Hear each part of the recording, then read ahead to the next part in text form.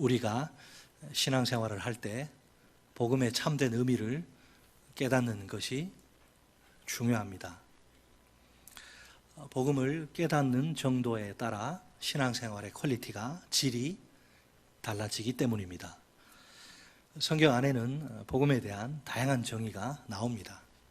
우리에게 친숙한 대표적인 정의로는 뭐가 있을까요? 복음은 온 백성에게 미칠 큰 기쁨의 좋은 소식입니다. 복음이란 예수님이 우리를 위해 십자가에서 죽으시고 부활하셨다는 소식입니다. 얼핏 보면 굉장히 간단하고 단순합니다. 이해하기가 별로 어렵지 않을 것 같아요. 그렇죠?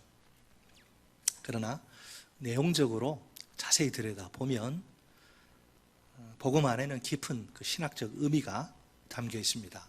복음은 구약성경과 신약성경 전체를 관통하는, 꿰뚫고 흐르는 심오한 진리입니다. 오늘 본문에서 우리는 상당히 충격적인 예수님의 음성을 듣습니다. 인자의 살을 먹고 인자의 피를 마셔야 한다는 말입니다. 보통 성찬식을 거행할 때마다 접하는 말씀이라 별로 놀랍지 않다고 생각하십니까? 사실은 이 말씀이야말로 복음의 핵심입니다. 솔직히 우리가 이 말씀을 정확히 이해하고 있을까요? 분명 2000년 전에 골고다 언덕 위 십자가에서 돌아가신 예수님이십니다. 우리가 타임머신을 타고 예수님이 활동하시던 그 1세기로 돌아갈 수는 없지 않습니까? 어떻게 우리가 예수님의 살을 뜯어 먹고 또 그분의 피를 나눠 마실 수 있단 말입니까? 아니, 우리가 왜 꼭 그렇게까지 해야만 합니까? 제가 지금까지 이 인자의 살과 피에 관한 말씀을 깊이 있게 다룬 적은 없습니다. 신학적으로 아주 어려운 내용인데 최대한 쉽게 전하도록 노력하겠습니다. 그렇다고 너무 이제 긴장을 하지 마시고 집중을 하시면서 잘 따라오시면 됩니다. 복음이 얼마나 풍성한지 그 의미가. 유대 신학은 메시아 시대, 즉 종말 시대의 구원을 출애굽 구원의 회복으로 봅니다. 그래서 메시아 시대 종말의 구원을 제2의 출애굽의 구원이다, 이렇게 이해를 합니다. 여기에 신명기 18장 15절의 약속, 하나님이 모세와 같은 선지자를 일으키시겠다 하신 약속을 결부시킵니다. 그 결과 종말에 모세와 같은 선지자가 와서 모세가 이룬 출애굽 구원을 재현하리라 기대를 해요. 유대인들은 이런 관점에서 예수님의 오병이어의 표적을 이해합니다. 첫 출애굽 때 신의 광야에서 하나님이 모세를 통해 조상들을 만나러 먹이시지 않습니까? 예수님도 첫 출애굽 구원을 기념하는 하필 6월절의 광야에서 5,000명을 먹이십니다. 결국 유대인은 예수님이 바로 신명기에 약속된 모세와 같은 선지자라 생각합니다. 그럴듯하지요. 사실 예수님은 하나님의 독특한 아들로서 종말의 구원의 완성을 가져오시는 분이십니다. 그분의 모형인 모세의 역할을 완성하시는 거지요. 그렇기에 예수님은 모세보다 월등히, 아니 비교가 불가능할 정도로 위대하십니다. 그래서 요한복음도 예수님에 대한 유대인들의 이해가 오해다, 이렇게 지적을 합니다. 예수님이 이루실 구원은 출애굽 구원의 문자적 재현이 아니지요. 그렇다면 유대인들의 문제가 무엇입니까? 예수님의 표적을 또다시 이 아래의 세상적, 물질적 관점에서 해석한 것입니다. 예수님은 유대인들의 오해를 지적하시면서 긴 강론으로 표적을 해설해 주십니다. 유대인들의 기대를 조금 풀어서 설명해 볼까요? 제가 설교 때 자주 말씀을 드린 건데, 그들은 예수님이 모세와 같은 선지자로서 출애굽의 구원을 문자적으로 재현하길 소망합니다. 그러면 예수님은 어떤 존재가 되어야 합니까? 정치적으로 이제 로마의 압제로부터 유대인들을 독립시켜서 자유를 가져다 주어야 합니다. 그리고 만나와 물과 같은 것이 상징하는 경제적 풍요도 주어야 합니다. 또한 시내산 율법에 기초한 사회적 정의도 실현해야 합니다. 유대인들은 예수님을 바로 이와 같은 메시아로 생각한 거예요. 그래서 예수님을 붙잡고 모세와 같은 지도자요, 자기들의 왕으로 삼으려 합니다. 예수님께 정치적 자유와 경제적 풍요와 또 사회적 정의를 기대하고 요구한 거예요. 쉽게 말하면 이 땅에서 좀 압제받지 않고 자유롭게 배불리 좀 편하게 잘 먹고 잘 살게 해달라 이거죠. 하지만 예수님은 유대인들의 이 잘못된 의도를 정확히 간파하십니다. 그들이 왜 자신을 이렇게 무리 떼거지로 막 무리로 줄줄 따라다니느냐, 그 오병이의 표적을 보아서가 아니고 떡을 얻어먹었기 때문이라는 거죠. 오병이어의 그 표적이 가리키는 진리가 있는데 그 진리를 깨달아서가 아니라는 겁니다. 단지 예수님을 떡을 얻어먹을 정도의 구원을 주시는 분, 이렇게 생각한 거예요.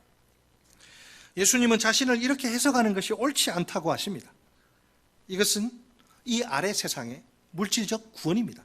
다시 배고프게 하고 다시 목마르게 할 수밖에 없습니다.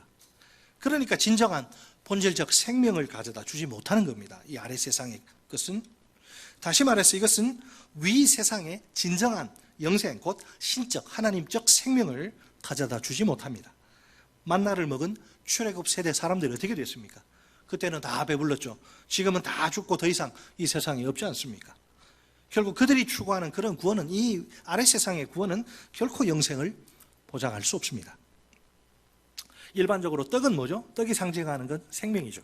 일반적으로 떡은 사람에게 생명을 주는 것입니다. 그렇다면 예수님이 광야에서 굶주린 5,000명을 먹이신 것은 어떤 의도가 있을까요? 그 자체가 목적이 아니죠. 많은 경우 예수님의 기적은 그 자체가 아니에요. 그걸 통해서 가르치는 그 의도, 진리가 있는 거죠. 예수님 자신이 인간에게 생명을 주시는 분이심을 선포하신 겁니다. 이 사건은 출애굽 때의 구원이 모형론적으로 가리키는 거예요. 오히려 그러니까 모형론적으로 가리키지만 광야에서 이제 만나를 먹음으로 상징되는 그 구원의 문자적인 반복이 재현이 아닙니다. 오히려 그 모형이 가리키는 걸 종말론적으로 완성시킨 것이죠. 모세가 가져다 준 출애굽 구원은 이 아래 세상의 물리적 구원, 물리적 생명이에요. 반면에 예수님이 가져오시는 구원은 위 하늘의 영생입니다. 따라서 그 생명을 가능케 하는 떡은 세상적인 것이거나 물리적인 것일 수 없는 거예요. 오직 하늘로부터 오는 떡이어야만 합니다. 6장 32절, 33절을 같이 읽겠습니다. 6장 32절, 33절 시작. 예수께서 이르시되 내가 진실로 너희에게 이르노니 모세가 너희에게 하늘로부터 떡을 준 것이 아니라 내 아버지께서 너희에게 하늘로부터 참떡을 주시나니 하나님의 떡은 하늘에서 내려 세상에 생명을 주는 것이니라. 아멘. 예수님이 자기를 누구라고 소개합니까? 자신이 하늘에서 온 생명의 떡이라 이렇게 말씀하십니다. 즉 하늘에서 온 그림자가 아니고 진짜 실체의 그 생명의 떡이라고 주장하십니다. 더 구체적으로 인자인 자신의 살과 피가 영생을 주는 양식이라고 하십니다. 예수님 자신의 살과 피가 영생을 주는 하늘에서 온 떡이죠. 자, 그렇다면 이 구원이, 예수가 가져온 구원이 우리에게 어떻게 이루어집니까? 우리가 인자 예수님의 살과 피를 먹음으로 이루어집니다. 이처럼 예수님은 이 세상에 생명을 가져다 주시는 분이십니다. 이걸 오병이의 기적으로 보여주신 거예요. 자, 원래 본문 53절, 오늘 본문 53절 이하는 최후의 만찬에서, 원래 이 지금 최후의 만찬 자리가 아닌데 지금 본문이요. 53절 이하는 최후의 만찬에서 예수님이 나누신 떡과 잔의 말씀입니다. 마가복음 14장을 보면 예수님은 유월절에 제자들과 만찬을 함께 하십니다. 그때 자신의 임박한 죽음을 이렇게 인자로서의 죽음으로 말씀하십니다. 인자는 자기에게 대하여 기록된 대로 가거니와. 자, 인자는 구약 성경의 예언대로 그렇게 죽는다는 겁니다. 자, 이 말씀을 하시고 예수님은 이 죽음의 의미를 가르쳐 주시길 원해서 이제 드라마, 극의 형식으로 그 죽음의 의미를 극화시켜서 설명해 주십니다. 떡을 부숴서 나눠 주시고 빨간 포도주를 부어 마시게 하신 것이죠. 과연 예수님의 인자로서의 죽음은 무슨 의미가 있습니까? 그 죽음은 출애굽 구원이 모형적으로 가리키는 바를 종말론적으로 완성한 것입니다. 예수님은 그것을 잔의 말씀으로 해설하십니다. 마가복음 14장 24절 말씀입니다. 이르시되 이것은, 떡을 주시고 잔을 주시면서, 이것은 많은 사람을 위하여 흘리는 나의 피 곧 언약의 피니라. 우리는 별로 안 놀라지만 유대인들은 기절초풍할 이야기예요. 지금 왜? 레위기 법에 따르면 유대인들은 절대로 사람 피를 먹어서는 안 돼요. 피를 먹어서. 따라서 예수님의 살과 피를 먹어야 한다 소리에 다들 깜짝 놀란 거죠. 도무지 이해할 수 없는, 받아들일 수 없는 이 말씀이 그들에게 걸림돌이 되어 모두 다 떠나가요. 이것이 바로 최후의 만찬에 대한 말씀 해석입니다. 떡과 잔에 관한 요한복음의 해설입니다. 요한복음에는 최후의 만찬 장면이 여기가 아니고, 말씀은 그 말씀인데 최후의 만찬 장면이 여기가 아니고 13장에 가서 등장합니다. 하지만 이 만찬의 말씀들, 즉 떡의 말씀과 잔의 말씀은 13장에 없습니다. 물론 떡의 말씀은 예수님의 몸을 가리키고 잔의 말씀은 예수님의 피를 가리킵니다. 또한 거기에 13장에 보면 최후의 만찬 의식을 반복하라, 이런 성만찬 제정의 말씀도 없습니다. 그러나 요한은 떡의 말씀과 잔의 말씀에 관한 신학적 해설을 몇 군데 이렇게 남겨둡니다. 가장 대표적인 부분이 본문 51절로 59절 말씀입니다. 이제 우리 다 같이 오늘 본문 요절인데 53절로 55절 말씀을 한 목소리로 읽겠습니다. 53에서 55까지 시작. 예수께서 이르시되 내가 진실로 너희에게 이르노니 인자의 살을 먹지 아니하고 인자의 피를 마시지 아니하면 너희 속에 생명이 없느니라. 내 살을 먹고 내 피를 마시는 자는 영생을 가졌고 마지막 날에 내가 그를 다시 살리리니 내 살은 참된 양식이요 내 피는 참된 음료로다. 아멘. 놀랍게도 우리가 인자의 살과 피를 먹음으로써 영생을 소유하게 됩니다. 인자의 살과 피가 하늘에서 내려온 양식, 곧 하늘의 신적 생명을 가능하게 만드는 수단인 셈입니다. 우리가 이 그림 언어를 이해하려면 최후의 만찬 말씀을 분명히 깨달아야 합니다. 최후의 만찬이 뭐냐? 최후의 만찬, 예수님 배가 고프셔서 그런 거 아니에요. 의도가 있죠. 최후의 만찬을 왜 하셨느냐? 최후의 만찬은 예수님이 자신의 죽음의 그 진정한 의미를 하나의 극으로 드라마화해서 미리 해석해 주신 겁니다. 따라서 이 최후의 만찬에 나오는 모든 것들은 다 상징성을 띱니다. 우선 그 만찬이 언제 열리느냐? 6월절이에요. 6월절. 하필 6월절이, 그 만찬이 열린 시점이 6월절이 어떤 의미가 있어요? 유대인들에게 첫 6월절인 출애굽 구원을 기념하고 종말의 그 6월절 구원의 재현을 기다리는 절기입니다. 6월절. 그러므로 주님은 다가오는 자신의 죽음이 새 6월절의 구원이라는 그런 설명이죠. 출애굽 구원의 종말론적 성취라는 것입니다. 다음으로 예수님이 그 드라마에 극에 쓰신 재료들에도 상징성이 있는데, 예수님은 떡과 포도주, 음식을 사용하십니다. 음식은 생명을 주는 것이죠. 예수님은 자신의 죽음이 생명을 주는 사건이라고 선포하십니다. 떡을 부수시고 빨간 포도주를 부으시는 행위를 보세요. 그 행위를 통해, 그 비참한 죽음을 통해 우리에게 구원과 생명을 가져다 줄 것이라 약속하십니다. 예수님은 자신을 믿고 따르는 자들에게 구원과 생명을 값없이 주십니다. 구원이란 예수님이 우리에게 아무 조건 없이 주시는 하나의 은혜 사건입니다. 여기서 우리가 던져야 할 중요한 질문이 하나 있습니다. 어떻게 해서 예수님의 그 비참한 죽음이 6월절 구원의 종말론적 완성입니까? 잔의 말씀이 이 질문에 대해 최선의 답변을 제공합니다. 우리가 아까 제가 한번 말씀드렸죠. 마가복음 14장 24절은 예수님이 자신의 임박한 죽음을 두고 하신 말씀인데요. 이르시되 이것은 많은 사람을 위하여 흘리는 나의 피 곧 언약의 피니라. 두 가지 개념이 중요합니다. 먼저 많은 사람을 위하여 흘리는, 자기 죄 때문에 보통 사람들은 자기 죄 때문에 피 흘리고 죽는데 그 자기 죄가 아니죠. 많은 사람을 위해서 대신 흘리는, 많은 사람을 위하여 흘리는 이 표현은 이사야 53장 10절의 인용이에요. 거기 보니까 주의 고난받는 종이 하나님의 백성의 죄를 도말 씻어버리시기 위해서 자신을 대속 제사로 자기 목숨을 바친다는 거예요. 그렇게 해서 하나님의 백성의 죄가 용서되고 그들이 의인이 되게 한다는 거예요. 예수님은 잔의 말씀에서 이 예언을 인용하십니다. 자기가 그렇다는 거예요. 다가오는 자신의 죽음을 이사야에 예언된 주의 고난받는 종의 역할을 감당하는 일로 해석하신 것이죠. 자신의 죽음이 패역한 하나님의 백성을 회복하게 만드시는 대속의 제사란 뜻입니다. 그들의 죄를 씻어버리시고 덮어버리셔서 말입니다. 자기 피로. 당연히 그 목표는 왜 그렇게 하십니까? 그들이 하나님과의 올바른 관계 속으로 들어가게, 그들이 하나님과의 올바른 관계를 회복하도록 만드시는 것이 예수님의 죽음의 목표입니다. 결국 회복된 그들이 하나님 역할 감당해 주심에 의존해서 살게 하시는 것이죠. 너희는 내 백성이고 나는 너희 하나님이 되고, 나는 너희의 하나님이 되고 너희는 내 백성이 되리라. 자, 다음으로 하나님 노릇해 주시는 하나님 역할 감당해 주심. 다음으로 언약의 피란 말은 이게 좀 더 복잡해요.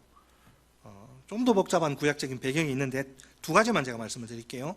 첫째로 출애굽기 24장 8절이 그 배경입니다.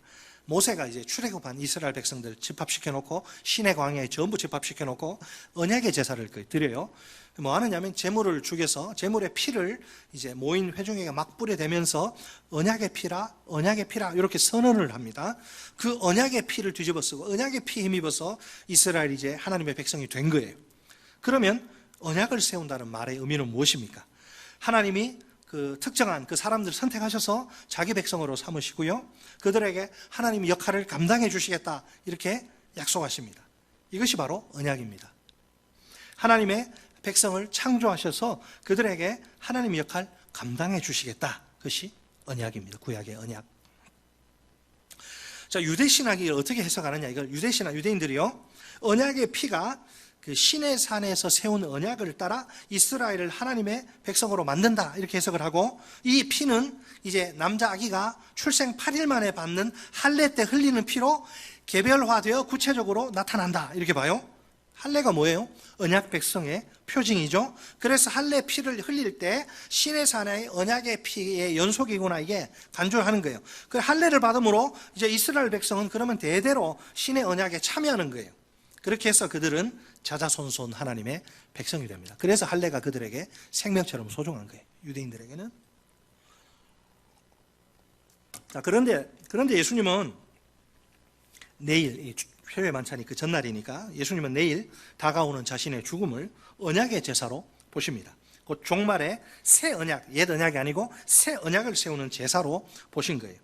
옛 출애굽 때 이스라엘을 하나님의 백성으로 만든 언약의 제사가 아닙니까? 예수님의 죽음은 그 제사에 상응하는 새 언약의 제사, 자기는 그 제물로 죽는다는 겁니다. 새 언약을 세우기 위해. 자, 둘째로 이 언약의 피란 말은 예수님이 예레미야 31장에 등장하는 그 새 언약에 대한 예언을 염두에 두십니다. 자신의 죽음이 그 예레미야 예언을 그 예언을 성취하는 새 언약의 제사라고 해석하십니다. 자, 이상의 내용을 확 줄여서 축약해서 이렇게 정리하면 이렇습니다. 예수님은 잔의 말씀에서 자신의 임박한 죽음의 뜻을 두 개 카테고리로 범주로 해석하십니다. 첫째가 뭐냐면 이사야 53장에 예언된 대속의 제사, 또 하나는 출애굽기 24장과 예레미야 31장에 기록된 새 언약의 제사입니다. 즉 대속의 제사를 통해서 자기 백성의 죄를 씻고 덮어 그들을 다시 의롭게 하십니다. 그리하여 하나님과의 올바른 관계로 회복시키십니다. 새 언약의 제사를 통해서는 그들을 하나님의 새 백성으로 창조하십니다. 예수의 죽음이 뭐냐? 대속과 새 언약의 제사라. 우리가 하나님의 새 백성이 되려면 대속과 새 언약의 제사가 필요해요. 그래서 여러분 이 두 개념을 꼭 붙드시기 바랍니다. 좀 어려운 것 같지만은 대속과 새 언약의 제사, 주님의 죽음의 의미예요. 그게 신의 언약이 아브라함과 이삭과 야곱의 자녀들을 하나님의 백성으로 삼지 않습니까? 예수님이 이루신 십자가의 새 언약의 제사를 통해서는 새 언약 백성이 창조됩니다. 그들이 또 한 번 하나님의 역할 감당해 주심에 의존해서 살아가게 하신 거죠. 자, 이 두 범주를 딱 종합하면 어떻게 말할 수 있어요? 예수님은 자신의 죽음을 어떻게 해석해요? 하나님의 의로운 새 백성 창조 사건이다, 이렇게 해석을 하시는 거예요. 따라서 하십니다. 예수님은 자신의 죽음을 하나님의 의로운 새 백성 창조 사건으로 해석하신다. 네.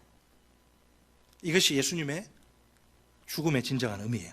하나님의 의로운 새 백성을 창조하신다. 어떻게? 대속과 새 언약의 제사를 통해. 여러분 이해되십니까? 이해되시죠? 여기서 중단할 수 없잖아요. 네, 대속과 새 언약의 제사. 우리를 하나님의 의로운, 이 의인은 하나님과 올바른 관계를 늘 라이트니스는 그걸 이야기하는데, 죄로 끼어졌으니까 그걸 그냥 봐줄 수 없잖아요. 뭔가 대속의 제물이 필요해요. 예수가 자기 피를 쏟아서 우리 죄를 씻고 덮어서 죄로 끼어진 관계 회복시켜주고, 그게 대속의 제사, 새 언약은 그러한 다음에 우리를 하나님의 언약 백성으로 만드시는 거예요. 자, 이런 죽음의 의미를 예수님은 최후의 만찬이란 그 아주 상징적인 드라마를 통해서 표현하십니다. 자, 그렇다면 왜 예수님은 굳이, 아니 이렇게 물건이 좀, 우리 그렇잖아요. 좀 고장난다고 바로 우리 버리고 새거 안 사잖아요. 좀 이렇게 하면 좀 고치고, 이렇게 그릇 깨지면 좀 본드로 붙이고 이래가지고, 아니 이스라엘 좀 실패했어도 망가져서 좀 이렇게 고쳐서 쓰면 안 되나? 왜 예수님은 굳이 이스라엘 그냥 버리고 하나님의 의로운 새 백성을 창조하셔야만 합니까? 하나님의 백성인 이스라엘이 그분의 뜻을 이루는데 아주 처절하게 실패했기 때문이죠. 고쳐 않습니다. 이제는 끝났어요, 그들은. 자, 똑같은 질문을 이렇게 던져볼 수도 있습니다. 왜 우리 인간에게 구원이 필요합니까? 똑같은 질문이에요. 왜 하나님의 의로운 새 백성이 창조되어야 합니까? 왜 우리 인간에게 구원이 필요합니까? 왜 예수가 죽어야 됩니까? 창조주와의 관계가 완전히 끊어져서 그분으로부터 100% 분리된 게 문제예요. 물론 이 분리의 결정적 원인은 죄 때문에 하나님과 완전히 단절되고 끊어져서 그냥 자기 안에 있는 그 자원을 의지해서 살아가는, 자원 떨어지면 다 죽는 겁니다. 그러니까 아담의 후손, 아담의 DNA를 물려받은 모든 인간들은, 모든 죄인들은 참으로 비참한 신세입니다. 생명의 근원인, 제가 구원에 대해서 이야기할 때 말씀드린 이 그림보다 더 나은 그림은 없어요. 구원을 이것보다 쉽게 설명할 수 있는 방법 없습니다. 구원은 생명의 근원인 대지에 있던 나무가 뿌리가 뽑혀서 저 바닥에 내 동댕이 쳐진 그런 한 그루 나무와 같아요. 우리 죄인들의 모습이. 그 나무 속에 수분과 양분이 있는 한 큰 문제가 없어 보여요. 왜? 여전히 푸른 잎사귀와 싱싱한 가지로 생명을 이렇게 나타내기 때문이죠. 그래서 우리는 그 나무를 보고 아직 살아있네, 이렇게 말해요. 하지만 실상 그 나무는 대지에서 뿌리 뽑힌 순간 생명이 끝장난 거나 다름없습니다. 왜? 더 이상 대지로부터 수분과 양분을 공급받을 수 없기 때문입니다. 한마디로 말해 죽음의 권세 아래 사로잡혔다, 포로가 되었다, 이렇게 봐요. 그래서 그 나무는 어떻게 돼요? 계속 그렇게 생명력을 나타내지 못하죠. 얼마 안 가서 그 안에 자원이 다 떨어지면 나무는 얼마 안 가서 시들고 가지가 말라 비틀어져 죽습니다. 나무가 시들고 말라 비틀어진다, 죽음의 증상이 나타나는 거죠. 여러분, 모든 병에는 증상이 있어요. 의사들이 그 증상을 찾지 않습니까? 감기 걸리면 목 아프다든지 콧물 난다든지, 감기 걸리는데 아무 증상이 없어. 무슨 감기예요? 그냥 감기 안 걸린 거지. 병이 걸리면 증상이 나타나게 돼 있어요. 죽음의 증상이 나타난 거예요, 나무가. 자, 아담의 후손인 인간들도 이 나무같이 그 안에 자원이 있는 한은 생명의 빛을 띱니다. 동시에 이 나무처럼 자원의 고갈 또는 결핍성 때문에 죽음의 빛도 동시에 띱니다. 보입니다. 온갖 고난이 그 죽음의 빛이죠. 증상, 그 죽음의 빛. 그러므로 성경은 인생을 두고 바라보는 관점에 따라서 정반대 평가를 내립니다. 어떤 때는 살아있다, 살았다고 말하기도 하고, 또 어떤 때는 죽었다고 말하기도 해요. 정확히 말해서 인생은 죽음의 권세 아래 놓인 상태입니다. 곧 죽음이란 이름의 그 치명적인 병에, 코로나19보다 비교할 수 없이 무서운 죽음이란 이름의 치명적인 질병에 걸린 삶이죠. 그러니 자연스럽게 그 죽음의 증상들이 나타날 수밖에 없습니다. 자, 성경이 가르치는 구원을 한번 볼까요? 이 세상의 죽음병 걸린 삶과 질적으로 차원이 다른 삶입니다. 하나님의 그 무한에 참여하는 삶이란 뜻으로 영생이라고 하지요. 원래 영생은 이게 성경적인 수거예요. 그래서 문자적으로 풀었으면 오는 세상의 삶입니다. 이 세대의 삶과 우리 세대, 이 세대의 삶과 비교하면 어떤 차이가 있나요? 사탄이 우리에게 죄를 짓게 강요하고 죽음을 품삯으로 주는 이 세대의 삶이죠. 반면에 영생은 하나님이 완전한 의와 사랑으로 또 생명으로 통치하시는 오는 세상의 삶입니다. 오는 세대의 삶이라고도 할 수 있는데 하나님의 부요함에 내가 연결되어서 부요함에 참여하는 삶입니다. 내용적으로는 이게 신적 삶이라. 그래서 이 영생은 지금의 이런 우리 삶이 단지 그냥 온유월에 엿가락 늘어지듯이 시간적으로만 영원히 이어지는 게 아니에요. 아니면 내세 몸이 아니라 그냥 영혼만 빠져가서 내세 몸이 아니라 영혼만 영원히 사는 것도 아닙니다. 이 세상의 삶은 아담적 삶, 즉 인간적 부족과 결핍의 삶입니다. 한계가 있어요. 자, 그런데 이것은 늘 죽음의 증상인 고난들로 아주 누더기진 삶이에요. 영생은 신적 삶으로서 죽음의 그림자 또는 그 증상들이 전혀 없는 삶이에요.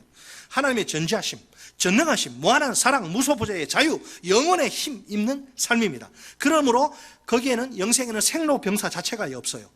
불안, 걱정, 근심, 우울증, 갈등, 사고, 재난 애초에 존재할 수 없습니다. 한마디로 말해서 충만한 삶, 하나님으로 충만한 삶, 완벽하고 완전한 삶, 그것이 이터널 라이프, 영생입니다. 우리가 그 영생의 소유자라. 믿습니까? 과연 유한한 피조물인 우리 인간이 어떻게 구원받을 수 있습니까? 창조주 하나님과 끊어진 게 문제니까 창조주 하나님과 마치 그 우주선이 도킹하듯이 창조주 하나님과 다시 이렇게 연결되는 거, 이 외에는 다른 방법이 있을 수가 없어요. 어떻게 연결돼요? 예수께서 내가 길이요 진리요 생명이니 나로 말미암지 않고는 아버지께로 올 자가 없느니라. 예수를 통하지 않고는 안 된단 말이에요, 이게. 자, 그렇다면 요한복음 6장의 내용이 가리키는 게 뭐예요? 예수님이 지금 말한 이 영생, 예수님이 이런 구원을 자신의 죽음을 통해서 우리에게 가져주신다는 거예요. 오직 예수만이 영생을 주신다는 거예요. 그분의 죽음이 우리를 위한, 왜 어떻게 가능하냐? 그분의 죽음이 특별한 의미, 그분의 죽음이 대속과 새 언약의 제사가 되기 때문에 그것이 가능한 거예요. 먼저 십자가에서 깨어지고 부스러진 예수님의 몸, 살과 쏟으신 그 흘리신 피가 우리 죄를 씻어버리고요, 우리를 하나님과의 올바른 관계로 회복시켜줍니다. 또한 예수님이 그 죽음으로 새 언약을 세우셔서 우리를 하나님의 백성이 되게 하십니다. 우리가 하나님의 상속자가 되어서 하나님의 부요함에 참여하게 만드십니다. 결국 우리가 아담의 그 숙명을, 부족, 결핍, 한계, 그 숙명을 극복하고 신적 생명 곧 영생을 받게 됩니다. 놀랍게도 우리가 예수 그리스도를 믿을 때 이 모든 일이 일어나게 됩니다. 따라서 예수님은 우리에게 영생을 가져다 주시는 하늘로부터 오신 떡, 즉 양식입니다. 더 정확히 말하면 십자가에서 부스러지고 깨어진 그분의 살과 쏟아진 그분의 피가 하늘의 양식입니다. 이 인자의 살과 피가 우리에게 하늘의 생명인 영생을 선사합니다. 우리가 그 살을 뜯어 먹고 그 피를 나누어 마심으로 그리스도를 믿음으로 영생을 받습니다. 믿습니까? 아니, 우리 같은 죄인들이 감히 거룩하신 예수님의 살을 뜯어 먹고 피를 나누어 마시다니요? 인자의 살과 피 속에 담긴 하나님의 아버지의 거룩한 사랑이 얼마나 크고 놀랍습니까? 하늘을 두루마리 삼고 바다를 먹물 삼아도 다 기록할 수 없잖아요. 사실은 우리가 하나님 아버지의 사랑을 먹고 마시는 것이죠. 그 아버지의 사랑이 우리에게 영생을 선물로 주시는 것입니다. 아무리 생각해봐도 도저히 그 큰 사랑 받을 자격이나 가치가 없는 우리 죄인 아닙니까? 죄인. 그런데도 우리가 그 사랑 때문에 구원받아 하나님 아버지의 자녀가 된 것입니다. 할렐루야. 여러분, 이 세상에서 사람들이 꿈꾸고 소망하는 최고의 삶이 뭘까요? 여러분, 어떤 삶을 부러워하십니까?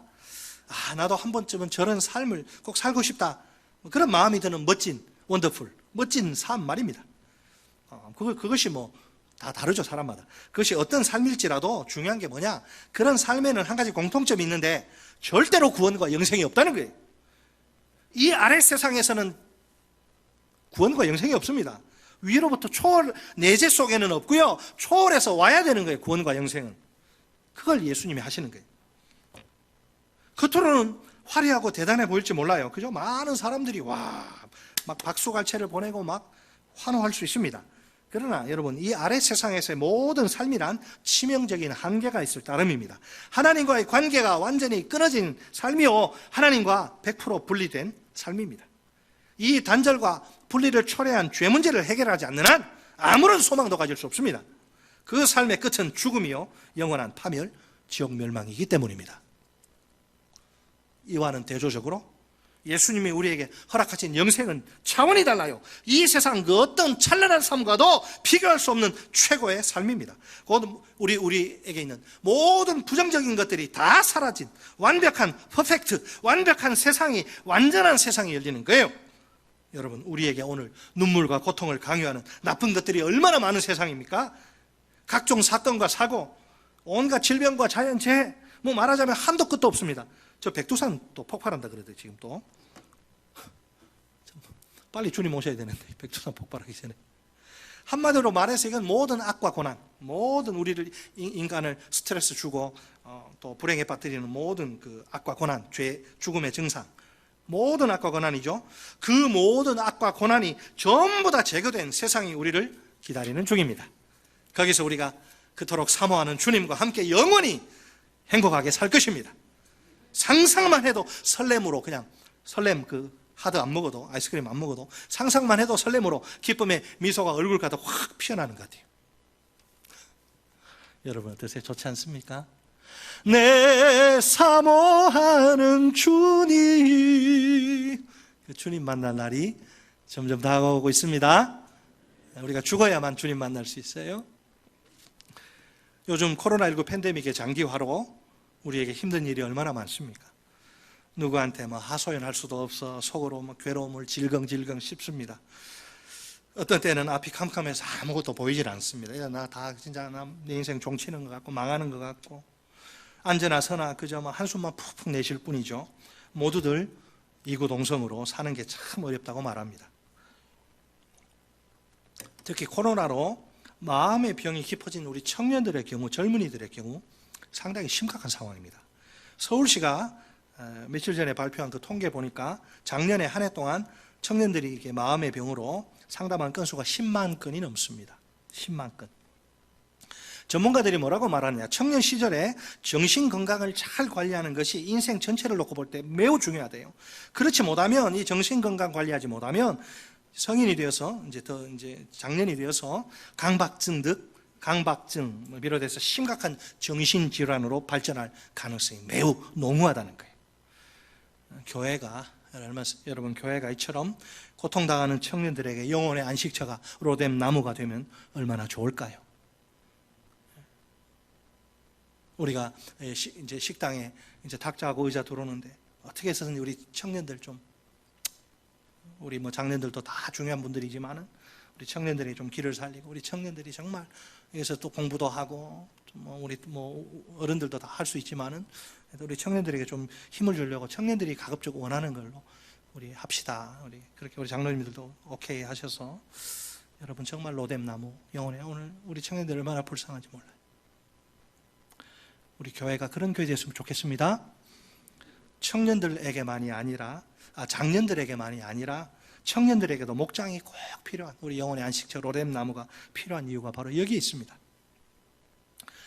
아이고 목사님, 우리는 그러면요, 또 어르신들 또 이야기해야죠. 제가 연세 많으신 어르신들의 경우 젊은 것들만 힘드나? 우리는 더 힘들어. 연세 많으신 어르신들의 경우 갈수록 이제 쇠약해지는 육신 때문에 겪는 고통이 크죠. 여기저기 안 아픈 데가 없고, 점점 복용하는 약 가지수만 늘어나고, 병원비 늘어나고, 몸이 예전 같지 않아서 참 서글픈 인생, 그런 서글픈 생각이 들 때가 한두 번이 아닙니다. 문득 건강하게 참 교회에서 봉사 많이 했는데 옛날에 마음껏 활동하던 왕년이 그리워지기도 합니다. 사랑하는 가족들을 위해 누구보다도 열심히 살아왔다고 자부합니다. 어렵사리 자식들 키워 대학 공부시키고 시집장가 보내느라 정신없이 살아온 거죠. 아까워하지 않고 자식들에게 막 다 퍼주다 보니 말년에 남는 게 없어요. 아니, 자신의 인생이 어디로 갔는지 참 도통 보이질 않는 겁니다. 나를 위해서는 내가 어떻게 살아왔나? 안타깝게도 단 한 번밖에 없는 소중한 인생을 그렇게 소진하면서 살아온 거예요. 만약 이렇게 우리 인생이 끝난다면 이것보다 슬픈 드라마가 어디 있을까요? 이렇게 끝나지 않죠? 예? 이렇게 끝나지 않아요. 솔직히 말해서 이 세상에서의 삶은, 모든 삶은 어차피 그렇게 지나가게 되어 있습니다. 지나가는 거예요. 천년만년 사는 게 아니에요. 지나갑니다. 다. 그것도 아주 쏜살처럼 지나갑니다. 시편 90편 10절에 저 유명한 모세의 인생 고백이 나오지 않습니까? 우리의 연수가 70이요 강건하면 80이라도 그 연수의 자락은 수고와 슬픔뿐이요 신속히 가니 우리가 날아가나이다. 아멘. 80 이상 되신 분들 감사하셔요. 모세가 이야기하기를, 야, 보통 보니까 한 70 살더라. 좀 건강하면 80까지 살고, 근데 이렇게 들여다보니까 그 인생 다 수고 슬픔뿐이고 얼마나 빨리 지나가는지 그냥 확 날아가는 것 같더라. 모세, 이스라엘의 탁월한 영도자가 그런 말을 했죠. 자, 그럼에도 불구하고 우리에게는 감사할 분명한 이유가 있습니다. 무엇 때문에 감사합니까? 우리가 인자의 살을 먹고 인자의 피를 마신 하나님의 자녀들이기 때문입니다. 누가 뭐래도 예수님을 구주와 주님으로, 세이비어와 롤드로 믿는 우리는 영생의 소유자들입니다. 영생은 모든 피조물들에게 숙명과 같은 결핍과 부족과 한계가 초월을 된, 극복된 그런 삶입니다. 하나님의 무한에 참여해 그분의 모든 자원을 누릴 수 있는 풍성한 삶입니다. 이 세상에서의 그 삶과는 비교조차 할 수 없는 차원이 다른 완전한 삶입니다. 이런 삶을 완벽한 세상인 파라다이스에서 누리게 되는 것입니다. 사도 요한이 소개하는 새 하늘과 새 땅에서의 아름다운 삶을 보세요. 계시록 21장 3절로 4절 말씀입니다. 내가 들으니 보좌에서 큰 음성이 나서 이르되 보라 하나님의 장막이 사람들과 함께 있음에 하나님이 그들과 함께 계시리니 그들은 하나님의 백성이 되고 하나님은 친히 그들과 함께 계셔서 모든 눈물을 그 눈에서 닦아주시니 다시는 사망이 없고 애통하는 것이나 곡하는 것이나 아픈 것이 다시 있지 아니하리니 처음 것들이 다 지나갔음이라라. 아멘. 눈에 보이는 이 세상이 전부라고 생각하는 것은 큰 착각입니다. 우리가 절대로 속지 말아야 합니다. 우리에게는 앞으로 200년 정도가 아니라 영원히 거주해야 할 세상이 따로 있습니다. 우리는 그 세상에서 하나님의 의로운 새 백성으로 영생을 누리게 될 것입니다. 이 일을 위해 예수님이 십자가에 내 대신 못 박혀 돌아가신 겁니다. 예수님은 우리에게 영생을 가져다 주시는 하늘로부터 오신 떡, 즉 양식입니다. 십자가에서 깨어지고 부스러진 그분의 살과 쏟아진 그분의 피가 하늘의 양식입니다. 이 인자의 살과 피가 우리에게 하늘의 생명인 영생을 선사합니다. 우리가 그 살을 먹고 그 피를 마심으로 그리스도를 믿음으로 그리스도를 영접함으로 영생을 받습니다. 예수님이 우리에게 영생을 주시기 위해 감수하신 최고의 희생을 보세요. 십자가 위에서 대속과 새 언약의 제사를 위한 제물로 비참하게 죽으신 것이죠. 죄인인 우리 때문에 그 살이 다 터지고 찢어지시고 그 피와 물까지 몽땅 쏟으신 겁니다. 우리를 살리시기 위해 우리 대신 십자가에서 죽으신 예수님이십니다. 과연 우리에게 그럴 만한 자격이나 가치가 있습니까? 당연히 전혀 없지요. 그래서 구원은 하나님의 전적인 은혜입니다. 자, 그러면 우리에게 이 세상에서의 삶은 어떤 의미가 있습니까? 예수님이 가르쳐 주신 주기도문 속에 이 질문에 대한 대답이 들어있죠. 마태복음 6장 10절 말씀입니다. 제자들을 향해서 주님 말씀하셨어요. 나라가 임하시오며 뜻이 하늘에서 이루어진 것 같이 땅에서도 이루어지이다. 우리가 누구라고요? 하나님의 의로운 새 백성. 그렇다면 우리 삶의 초점은 하나님의 나라와 그분의 뜻이 되어야 마땅합니다. 십자가의 죽음을 통해 우리를 하나님의 의로운 새 백성으로 창조하신 주님이십니다. 주님은 이 순간도 또 다른 하나님의 의로운 새 백성을 창조하시기 위해 일하십니다. 그 거룩한 도구로 우리를 이 세상에서 부르시고 이 세상에 파송하십니다. 그래서 우리의 사명은 세상 속에서 영혼들을 향해 구원의 다리를 놓는 것입니다. 우리를 통해 잃어버린 영혼들이 하나님께로 돌아와야 합니다. 그것이 바로 우리를 향한 하나님의 소원이요 꿈이요 비전입니다. 가정에서, 학교에서, 직장에서, 동네에서 구원의 역사가 우리를 통해 활발히 일어나야 되겠지요. 원래 하나님의 나라의 현재성과 미래성 두 가지가 다 균형을 잡아야 되는데 오늘 제가 미래성, 이 죽음과 관련해서 미래성에 좀 초점을 맞추다 보니까 현재성 이야기를 못했네요. 다음에 또 기회가 있겠죠. 사실 우리가 하나님의 나라를 너무 거창하게 이렇게 생각할 필요는 없습니다. 하나님의 나라의 핵심은 하나님의 통치, 왕으로서의 통치, 곧 하나님의 다스림이죠. 이게 본질이. 오늘 하나님의 나라는 우리에게 사랑의 이중 계명에 대한 순종 요구로 찾아옵니다. 우리가 가정에서, 학교에서, 직장에서, 동네에서 최선을 다해 하나님을 사랑하고 이웃을 사랑하며 사는 것이 가장 중요합니다. 그럴 때 우리를 통해 하나님의 나라가, 하나님의 통치가 이 땅에 이루어집니다. 사랑의 이중 계명에 대한 순종이 곧 세상에서 영혼들을 향해 구원의 다리를 놓는 삶입니다. 우리가 장차 완성될 그 하나님의 나라를 꿈꾸며 또 그 나라에서 영생을 꿈꾸며 삽시다. 너무너무 고통스럽고 괴롭지만 이 또한 지나가리라. 우리에게는 그림자에 불과하고 영원한 삶이 있고 우리가 이 땅을 사는 목적, 세상 속에서 영혼들을 향해 구원의 다리를 놓는 삶을 삽시다. 이 세상에서 최선을 다해 하나님을 사랑하고 이웃을 사랑하며 삽시다. 자, 완성될 그 하나님의 나라. 그 예고편 보여주면 다들 예수 안 믿을 사람 없을 건데 안 보여주시죠? 완벽한, 완전한 그 세상. 그 세상을 늘 꿈꾸며 영생을 꿈꾸며 어찌하든지 세상 속에서 영혼들을 향해서 구원의 다리를 놓고 최선을 다해 하나님을 사랑하고 이웃을 사랑하며 살 때 그것이 바로 십자가의 죽음으로, 고귀한 죽음으로 우리를 하나님의 의로운 새 백성 삼으신 주님의 거룩한 뜻입니다.